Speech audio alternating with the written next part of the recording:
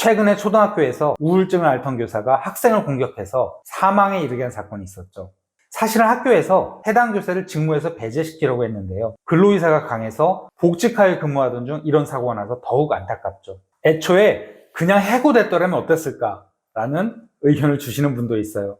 근데 과연 회사는 이 우울증 있는 직원을 해고할 수 있을까요? 안녕하세요. 근로자의 자신감을 올려준 노무 채널 근자감의 신정욱 노무사입니다. 사실 우울증은 오늘 그 정도가 심하냐 심하지 않느냐의 차이가 있을 뿐 많은 사람들이 크거나 작게 우울증을 가지고 있다고 해요. 이 우울증으로 인하여 일상생활이나 사회생활을 계속하기 힘들 정도로 발현된 경우에는 그 드러난 증상과 현상을 토대로 사회가 절차를 밟아 조치를 취하면 되겠죠. 우울증 초등학교 교사의 살인사건처럼 범죄를 저지른 경우 명확하게 그 법적 책임을 물을 수 있는 경우라면 사회적 절차에 따라 진행될 거예요. 그런데 어떤 문제가 발생하지 않았는데 단지 우울증을 가지고 있다는 이유만으로 회사가 해당 직원을 해고하거나 휴직을 명할 수 있냐는 거예요. 이러한 인사조치가 정당성을 인정받을 수 있을까요? 사실 단순히 우울증을 앓는 것만으로는 부족해 보여요.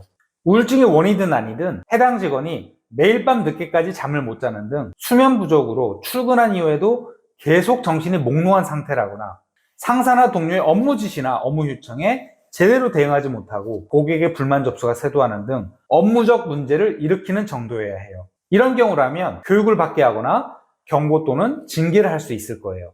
그런데 직장 생활에 다른 문제는 없다면요? 평균적인 업무 수행 태도와 결과를 보인다면 우울증을 가지고 있다는 사실만으로 미리 염려해서 해당 직원에게 사직을 권고하거나 징계 또는 해고를 하기는 어려워요.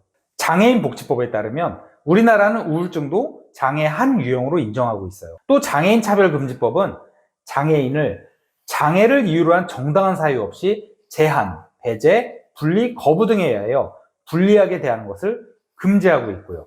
우울증 진단을 받은 근로자에 대해 회사나 사업주는 함부로 인사조치를 할 수 없다는 거예요. 오히려 우울증을 가진 근로자에게 근무 시간 중 약을 먹을 시간을 배려하고 병원 방문을 위한 외출에 관대하게 허용하는 게 필요해요. 아니면 근무 시간을 조정하는 배려도 좋고요. 우리나라 법정 의무교육 가운데 하나인 장애인 인식개선 교육을 각 사업장에서 매년 1회 이상 실시하고 있을 텐데요. 우울증도 장애의 한 유형이라는 것을 배우셨을 거예요. 이번 초등학교 교사 학생 살해 사건으로 인해 다시금 논란이 수면 위로 올라오고 있는데요. 우울증도 장애의 한 유형이므로 장애인 차별 논란이 생기지 않도록 인사조치를 신중하게 하셔야 해요. 지금부터 사업주와 인사팀장님은 잘 들어주세요.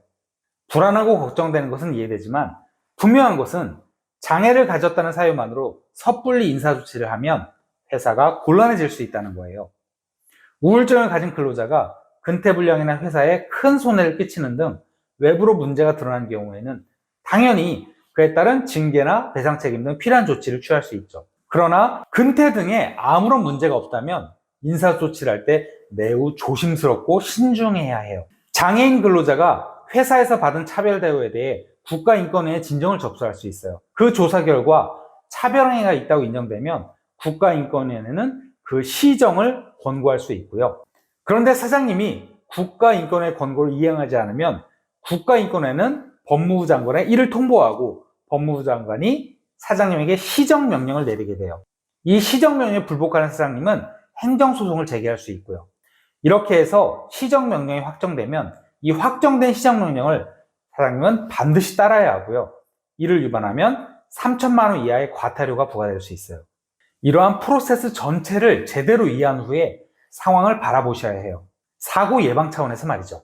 만약 이번 초등학교 교사가 어떤 문제점을 갖고 있다고 학교에서 인식을 했다면 사고 예방을 위한 인사조치를 조심스럽게 진행할 수는 있을 거예요.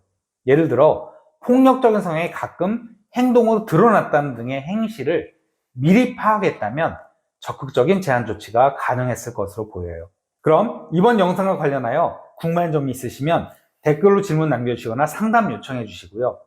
영상 제작에 큰 힘이 되는 구독과 좋아요 그리고 알림 설정도 부탁드려요. 감사합니다.